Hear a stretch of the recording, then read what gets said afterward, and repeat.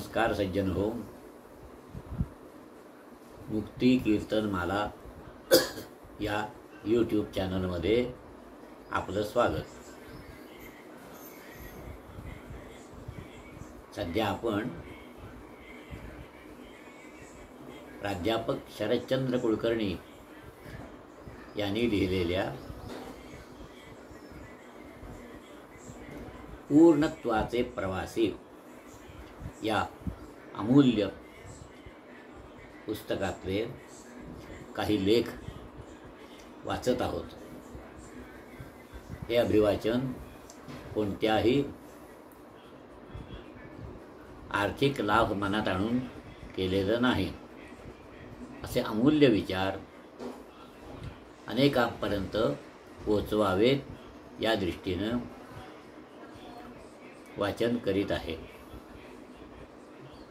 आपण हे channel subscribe करा, शेअर करा, लाईक करा आणि आपल्या प्रतिक्रिया कॉमेंट बॉक्समध्ये अवश्य लिहा. आजचा जो लेख आहे त्याचं शीर्षक आहे स्त्री जीवनाची व्यथा. स्त्री जीवनाची व्यथा. लेखक आहेत प्राध्यापक शरदचंद्र कुलकर्णी आणि पुस्तकाचं नाव आहे पूर्णत्वाचे प्रवासी. आज माझे डोळे पाणावत आहेत माझ्या मावशी आजीच्या आठवणीमुळे. त्या वडाच्या झाडाला जगानं पारंब्याच फुटू दिल्या नाही या व्यथेमुळे. मागे एका लेखात माझ्या आई या संकल्पनेवरच्या पत्रात मी नमा मावशींचा उल्लेख केलेला होता. तिनं माझ्या आईला आणि 2 मामांना वाढवलं, कारण त्यांची सुद्धा आई लहानपणीच वारली होती आणि आमची सुद्धा आई गेल्यानंतर आमचं घर सावरलं नमा मावशीने. नात्यातल्या कोणाकडेही काही अडचण असली तर नमा मावशी जायच्या. त्यांची अडचण संपली की दुसऱ्या कोणाकडे तरी जायच्या. या बाईंना स्वतःचं घर नव्हतं का? मागच्या शतकाच्या शेवटी नमा मावशींचा जन्म झाला.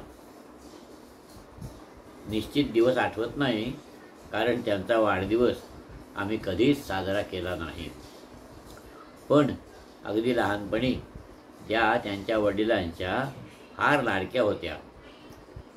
त्यांचं नाव दाजी. दाजींना 7 मुली, त्यातली ही 6वी. अतिशय हुशार आणि चपळ. घरात त्या स्वयंपाक पाण्याकडे लक्ष कमी, पण कशी दाकाड, लिहाय वाचायला शिक, दाजी करतात ती गावची शेतीची कामं कर, यात लक्ष जास्त. दाजींना मुलगा नव्हता. नमाच दाजींना मुलासारखी वाटायची आणि म्हणून त्यांनी तिला लिहायला वाचायला शिकवलं. पण शेवटी मुलगी दुसऱ्या घरची, तेव्हा तिचं लग्न करून दुसऱ्या घरी पाठवायला हवी. नमाचं लग्न त्यावेळच्या रीतीप्रमाणे जरा उशिराच 12-13व्या वर्षी झालं. त्यावेळी प्रथा होती, मुलीला नहाण आलं की मग तिने सासरी राहायला जायचं, अशी त्यावेळची पद्धत. पण लग्न करून काही वर्ष झाली तरी नवरा नमाला घरी नेण्याची गोष्टच काढीना. तो मुंबईत नोकरीला होता आणि नमापेक्षा 10-12 वर्षाहून मोठा. शेवटी नमाला तिच्या सासऱ्याकडे कोकणातल्याच एका गावात पाठवलं. तिथे या मुलीनं सासऱ्याचं आणि इतर वडीलधाऱ्यांचं सगळं पाहावं आणि नवरा कधीतरी आपल्याला मुंबईला नेईल या आशेवर जगावं. अशी काही वर्ष गेली आणि दाजींनी, नवऱ्याच्या नातेवाईकांनी खूपच विनवण्या केल्या, दडपण आणलं आणि नवरे बुवांनी नमाला मुंबईला नेलं. कशासाठी? हो, या बुवांची तिथे दुसरीच एक बाई होती आणि बाटलीबाई पण होती. नमा मुंबईत गेली, तिला पुरुषाचं सुख मिळालं नाहीच, पण या बाईची लुगडी धुण्याचं काम करायला लागलं आणि असं तिचा नवराच तिला सांगायला लागला. पूर्वीची दबलेली स्त्री नवऱ्याचा मार सहन करायला शिकली होती, पण बिन लग्नाच्या सवतीची सेवा नमानी पहिलं बंड त्यावेळी केलं आणि ती सासरच्या कोकणातल्या गावी आली. सासरच्या वडील मंडळींना या परिस्थितीची थोडीफार कल्पना होती, पण शेवटी मुलगा आपला, मुलगी सून दुसऱ्या घरची, सून म्हणून आणलेली. शेवटी नमानी माहेरी दाजींच्या घरी तळवडे गावात राहायचं ठरवलं.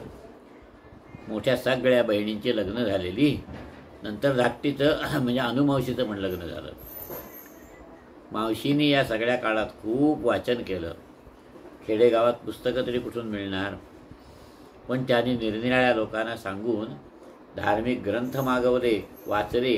पण त्यावेळी गाजलेल्या हरी नारायण आपटे यांच्या कादंबऱ्या, मामा वरेरकरांची नाटकं, अशा अनेक सामाजिक प्रश्नावरचं साहित्यसुद्धा वाचलं. पुढे माझ्या मोठ्या मामांकडे ती बरीच वर्ष राहिली होती. हे मामा सामाजिक शैक्षणिक चळवळीत सुद्धा खूप भाग घेत आणि त्यांच्याबद्दल कधीतरी एक स्वतंत्र लेख लिहीनच. या मामांच्या आणि मावशीच्या वयात थोडासा फरक होता, तरीसुद्धा या मामांना त्या आपला मुलगा मानत. तर या घरात त्यांना वाचायला मिळालं आणि एक नवी सामाजिक दृष्टीसुद्धा आली. या आमच्या मामांच्या घरात स्पृश्यास्पृश्यता नव्हतीच आणि इतर सोवळं ओवळंही कमीच होतं. जे हॉस्पिटलमध्ये मामा त्यावेळी काम करीत. त्यांच्या घरी जातीभेद नव्हता. अनेक जण मदत मागायला येत आणि त्या सगळ्यांचे अनुभव घेत घेत नमा मावशी मोठ्या होत होत्या. यामधल्या काळात मावशींचा तो नवरासुद्धा वारला होता. त्याच्या नावाचं कुंकू मावशीनं पुसून टाकलं, पण केशवपन मात्र केलं नाही. खरं तर मनाने त्यांचं लग्नच त्या पुरुषाशी कधी झालेलं नव्हतं. त्या दृष्टीनं त्या कुमारिकाच होत्या, पण जनरीत म्हणून फक्त कुंकू त्यांनी पुसून टाकलं. पुढे माझी आई गेली आणि त्या आमच्याकडे राहायला आल्या. माझे वडील तिचे जावई, त्यामुळे त्यावेळच्या पद्धतीप्रमाणे त्या त्यांच्याशी फारसं बोलत नसत. पण दादांना सुद्धा मावशीबद्दल खूप आदर होता. दादांचा पगारसुद्धा फार मोठा नव्हता आणि कामाच्या निमित्तानं त्यांना महिन्यातून 2-3 आठवडे तरी फिरतीवर जावं लागेल. ते त्यावेळी बॉम्बे कोऑपरेटिव्ह बँकेत इन्स्पेक्टर होते. घर चालवायची सगळी जबाबदारी मावशीचीच. दादाच कित्येक वेळा थट्टेनं म्हणत, फिरतीवर जाताना मी 3 गोष्टी घरात आहेत की नाही एवढं विचारून घेतो. तांदळाचं पोतं, मीठ आणि द्राक्षासवाची बाटली. बाकी सगळं मावशी सांभाळतात. द्राक्षासव हे दादांचं त्यावेळचं औषध. आम्हा मुलांच्या पोटात दुखायला लागलं, डोकं दुखायला लागलं, ताप आला तरी त्यावर द्राक्षासवाचा उपयोग करायचा. गोड लागत असे म्हणून आम्ही पोटात दुखत नसलं तरी खोटंच सांगून सुद्धा ते पियत होतो. पण खरं तर मावशीच वैद्य होत्या. बारीक सारीक अनेक औषधं, काढे त्यांना माहीत होते. अतिशय कमी खर्चात पौष्टिक आहार कसा करायचा हे त्यांना माहीत होतं. डोळे थोडे अधू होते, पण कशिद्याची खूप कामं त्यांनी केली. पण जुन्या फाटलेल्या साड्या, धोत्र अशा अनेक गोष्टी वापरून त्या गोधड्या तयार करीत आणि त्याला अनेक नातेवाईकांकडून खूप मागणी असे. कुणाही नातेवाईकांच्या घरी, मित्राच्या घरात नवीन बाळ जन्माला आलं की मावशींकडच्या गोधड्या त्या बाळाचं स्वागत करीत. अगदी म्हातारपणी सुधीरसाठी सुद्धा त्यांनी एक छान गोधडी कशिदा काढून तयार केली. ती आता श्यामला किंवा त्यांच्या मुलाला सुद्धा होईल. हे सगळे माझे नातवंड. ऑगस्ट 1942 यावेळी स्वातंत्र्य लढ्यात मला जेव्हा अटक झाली त्यावेळी मावशी म्हणाल्या होत्या, शरदला काही चोरी केली म्हणून अटक झालेली नाही. देशाच्या कामासाठी त्यांनी जे केलं त्याचा मला अभिमान आहे. आपल्या डोळ्यातले अश्रू त्यांनी कुणालाच दाखवले नाहीत. मला त्यांच्याबद्दल आदर होता, पण मी मनानं त्यांना बिलगू शकलो नाही. माझा धाकटा भाऊ त्या मानानं त्यांच्या खूप जवळ गेला, पण तरीसुद्धा कुठेतरी एक क्षीण अस्फुट लक्ष्मण रेषा त्या दोघांमध्ये सुद्धा होतीच. मी अमेरिकेहून परत आलो त्यावेळी त्या अनुमावशींकडे राहत होत्या. अनुमावशींची मुलं मोहन नेरुरकर वगैरे त्याला अतिशय मानत असत. त्यांनासुद्धा मावशींनी खूप गोष्टी सांगितल्या होत्या. त्यांच्या आणि त्यांच्याही मुलांकरता मावशींनी गोधड्या विणलेल्या होत्या. आणि अनुमावशी म्हणजे खरोखरच अनुसूयेचं जागतं रूप होतं. तरीही नमा मावशी मला म्हणाल्या, मला इथे राहायचं नाही, तू जिथे राहशील तिकडे मला घेऊन चल. पुढे त्या आमच्याकडे बरीच वर्ष होत्या. शेवटचं गंगाजळ त्यांनी सुधाकडूनच घेतलं, पण त्यावेळी त्यांनी इच्छा प्रदर्शित केली की त्यांना अग्नी द्यायचा तो माझ्या हातानं नको. मी मुलीचा मुलगा, अग्नी द्यावा तो मुलाच्या मुलानं. मग माझ्या मोठ्या मामांच्या मुलानं, त्यालासुद्धा आम्ही दाजीच म्हणतो, त्याचेकडून मावशीचे अंत्यसंस्कार झाले. खरं तर या बाईत खूप मोठी क्षमता होती वडाचं झाड होऊन अनेकांना आश्रय देण्याची. आपल्या पारंब्याने फार मोठी सावली निर्माण करण्याची. पण स्वार्थी पुरुषांनी घालून दिलेल्या नियमाने त्यांना मांडवावरची वेलसुद्धा होऊ दिली नाही. स्वतःची फळं फुलं नाहीत याची एक कुठेतरी खोल खंत मावशींना अर्थातच जन्मभर होती. माझी एक नातेवाईक मुलगी आहे, मुलगीच म्हणतो कारण ती माझ्या सुनीतासारखीच थोडी तिच्याहून सुद्धा मोठी आहे. अतिशय हुशार, समंजस.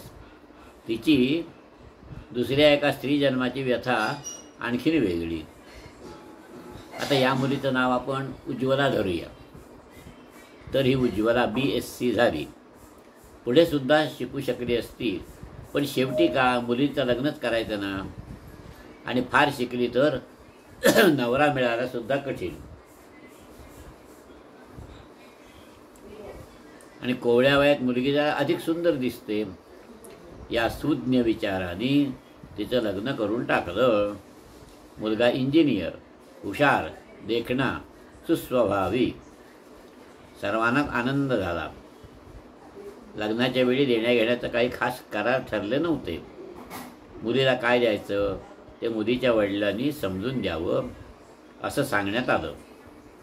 पण पुढे या मुलीला सासरची मंडळी सुचवायला लागली, आम्हाला तुझ्या माहेरच्या मंडळींनी फसवलं. दागदागिने सोनं नाणं जेवढं मुलीला मिळायला हवं होतं ते दिलं नाही. आणि त्यावरून कमी अधिक बोलणी सुरू झाली. ही मुलगी म्हणाली, ठीक आहे, मी नोकरी करीन आणि तुम्हाला पैसे मिळवून देईन. नंतर घरच्या सुनेनं नोकरी करू नये असा दंड. पुढे सुनेला माहेर बंद झालं आणि माहेरची माणसं इकडे यायची बंद झाली.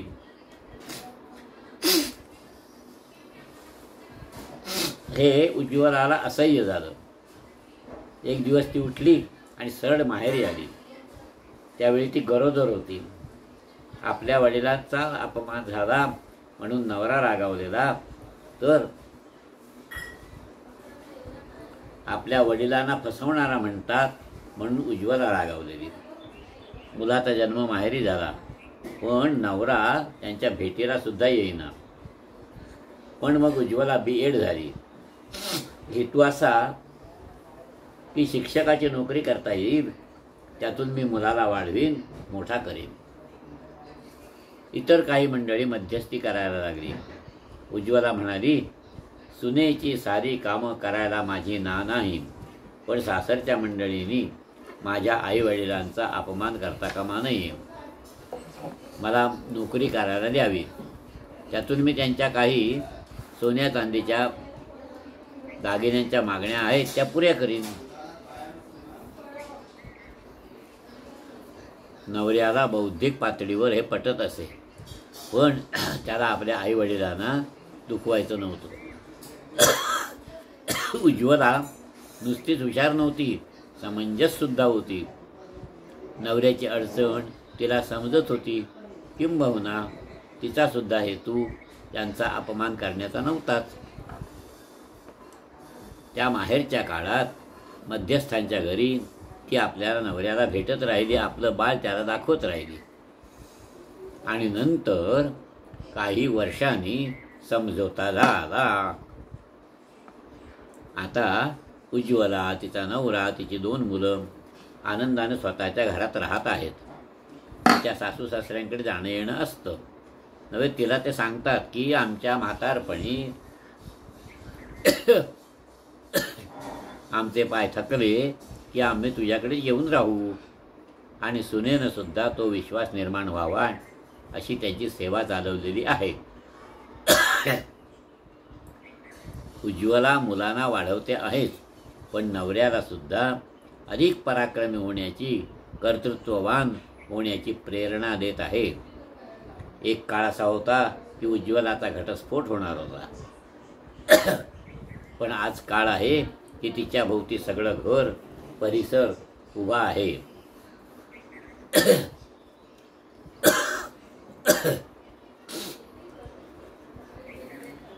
आणि हे त्याच मुंबईत जिथे अमेरिकेसारखेच घटस्फोटाचं प्रमाण वाढत आहे. आता अमेरिकेत घटस्फोट का होतात? माझे एक अमेरिकन स्नेही आहेत. त्यांच्या मुलीनं 17व्या वर्षी एका मुलाशी लग्न केलं. नंतर मुलगा झाला. नंतर तो तरुण दारूच्या एवढ्या नशेत सापडला, नारात सापडला की संसाराचा भार, सगळा भार या मुलीवर पडला. काम करून पैसे मिळवायचे, छोट्या बाळाला सांभाळायचं आणि त्यानंतर या नवऱ्याचा नशेत असताना मार पण खायचा. नाईलाजानं या मुलीनं घटस्फोट घेतला. आता तिचा बाळ 7-8 वर्षांचा झाला आहे आणि तिने दुसऱ्या एका माणसाशी लग्न केलं आहे. दुसरी एक अमेरिकन स्त्री माझी मैत्रीण आहे. अतिशय हुशार, पंडितच आहे. शिक्षण क्षेत्रात तिनं खूप मौलिक काम केलेलं आहे. तिची आतापर्यंत 3 लग्न झाली आणि आता ती परत एकटीच आहे. 2 वर्षापूर्वी अमेरिकेत गेलो होतो, त्यावेळी ती परत भेटली. नवनवीन संशोधन, नवनवीन प्रकल्प यामध्ये ती दंग आहे. आणि गंमत म्हणजे या 3ऱ्या नवऱ्याशी तिने घटस्फोट घेतला, तो सुद्धा माझ्या परिचयाचा. मी तिला भेटायला गेलो तेव्हा तिनं त्यालासुद्धा बोलावून घेतलं. आमच्या गप्पा झाल्या शिक्षण, राजकारण, समाजकारण, अनेक विषयावर. त्यावेळी या दोघांचा आता घटस्फोट झाला आहे असं कोणी सांगितलं असतं तर त्यावर विश्वास बसला नसता. आता हे काय नाटक होतं? मागच्या काळात स्त्री पुरुषावर प्राणी पातळीवर जगण्याकरता अवलंबून होती. तिचा अन्न, निवारा, आई होण्याचा हक्क कोणातरी पुरुषावर अवलंबून होता. आता पुढल्या शतकात फार तर मोठ्या प्रमाणात ती तिच्या प्राणी पातळीवरील गरजांकरिता पुरुषावर अवलंबून राहणार नाही. आर्थिक बाबतीत ती याच शतकात स्वतंत्र झाली आहे. पूर्वीसुद्धा काही धंद्यावरील जातीत ती आर्थिकदृष्ट्या स्वतंत्र होती. उदाहरणार्थ कोकणातली कोळी जमात किंवा अरण्यातल्या साधन संपत्तीवर जगणारी आदिवासी स्त्री. औद्योगिक क्रांतीनंतर स्त्री निश्चितच या बाबतीत अधिक स्वतंत्र होईल. पण आई होण्याकरता एक विशिष्ट पुरुषाची गरज तिला यापुढच्या काळात लागणार नाही.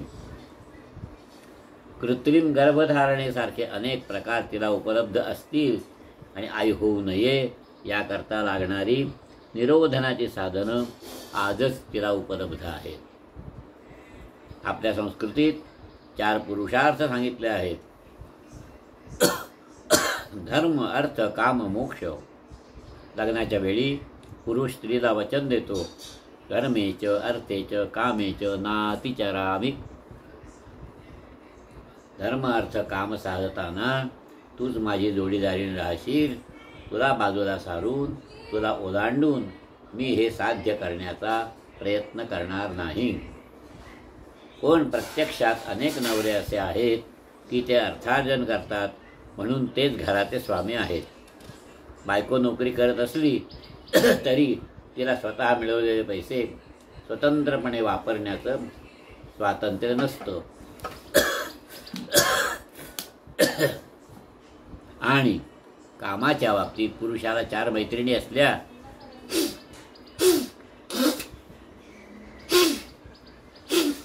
तरी चालतं.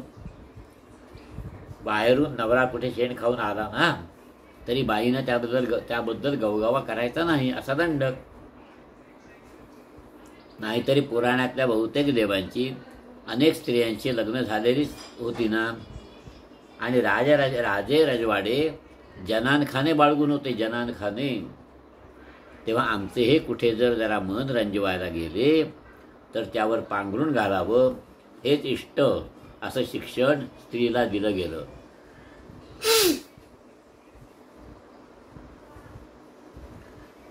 दुसऱ्या बाईबरोबरच बाटलीबाई आली आणि ती नुसतीही आली तरी त्याकडे दुर्लक्ष करायचं. किंबहुना दारू, सिगारेट वगैरे हाही पुरुषार्थच, शूर पुरुषाचं लक्षण असं काही वेळा मानलं गेलं. मग काही स्त्रियाही या पुरुषी लक्षणाचं अनुकरण करतात. तेच पराक्रमाचा आदर्श ना. पुढच्या काळात स्त्री अर्थाकरता कामाकरता जर पुरुषावर अवलंबून राहणार नसली तर आजच्या कुटुंब संस्थेचं काय होईल? आजची कुटुंब संस्था, पितृसंस्था कुटुंब संस्था पुढल्या शतकात टिकेल असं मला वाटत नाही. आणि टिकावी असंही मला मुळीच वाटत नाही.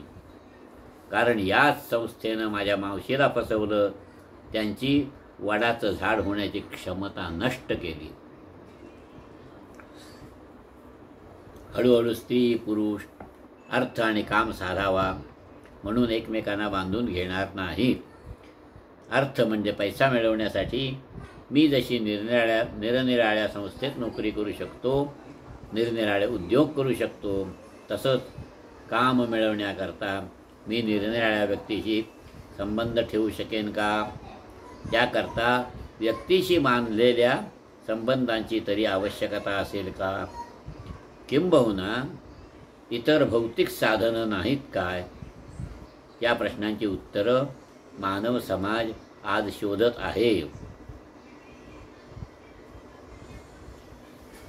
एक काळ असा होता की अर्थार्जनासाठी मानव एकाच व्यक्तीवर, एकाच संस्थेवर, एकाच उद्योगावर अवलंबून होता.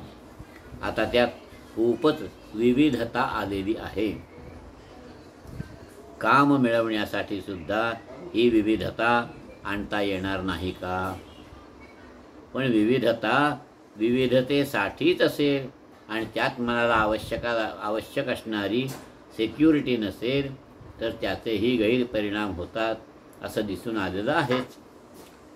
जपानमधलं व्यवस्थापन पद्धतीप्रमाणे शक्यतो माणूस एकाच संस्थेत काम करतो, तर अमेरिकेत दर 4-6 वर्षांनी माणसं नोकरी बदलतात, नोकरीचं ठिकाण बदलतात.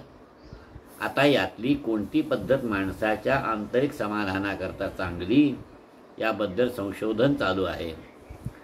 काम पुरविणाऱ्यांची सुद्धा विविधता दुसऱ्या टोकाला गेली तर एड्स किंवा ब्लड कॅन्सरसारखे काही रोग निर्माण होतात असं आढळलं आहे. कुठेतरी यातल्या विविधतेला मर्यादा आहेत. त्या मर्यादा कोणत्या याबद्दल पुढल्या दशकात, पुढल्या शतकात अधिक ज्ञान मिळेल. पण एक गोष्ट स्पष्ट आहे की मनुष्य स्वयंकेंद्रित राहिला, म्हणजे इगोसेंट्रिक, तर तो कधीतरी दुभंगतो.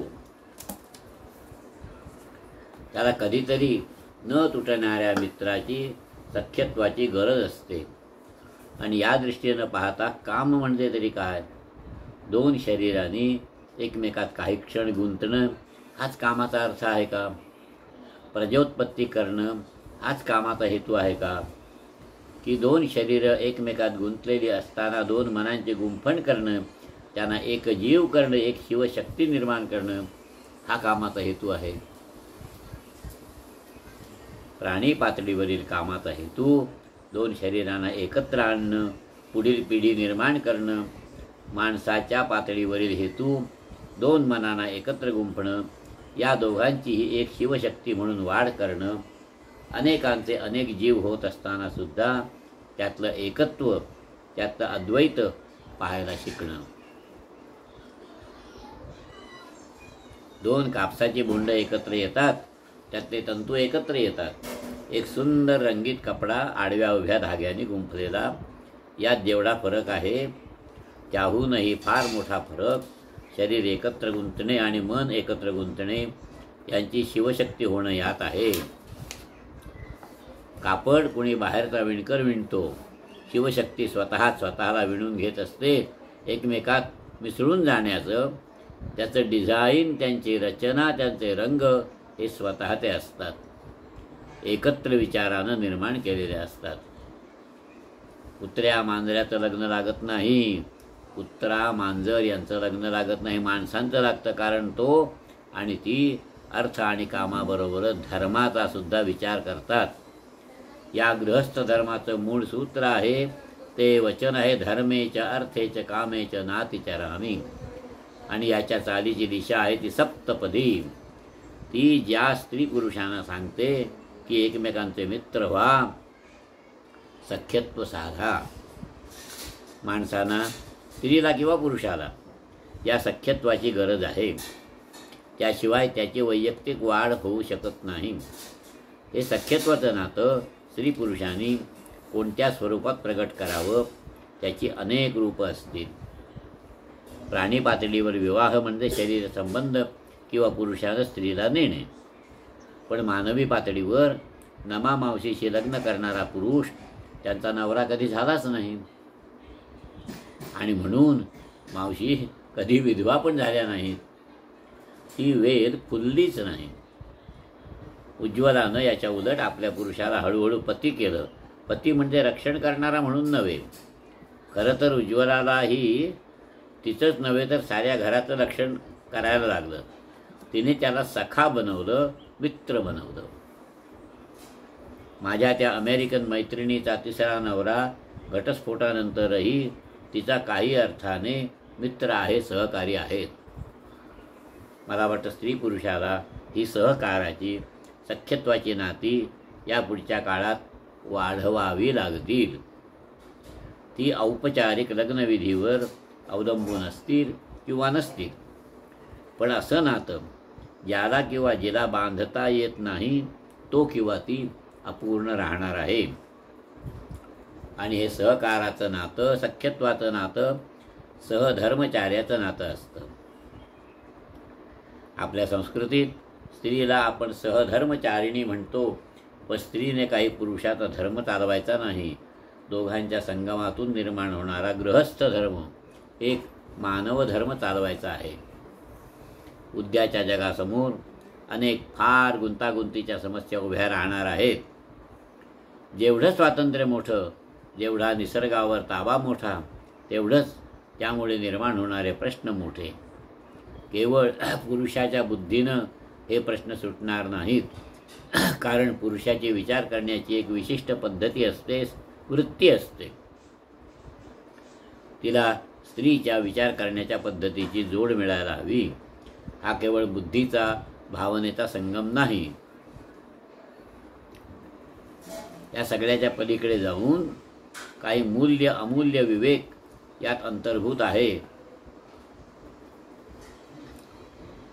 आणि एक स्थित्यंतर चालू आहे. या स्थित्यंतराचे हेलकावे सर्वांना सोसावे लागणारच आहेत.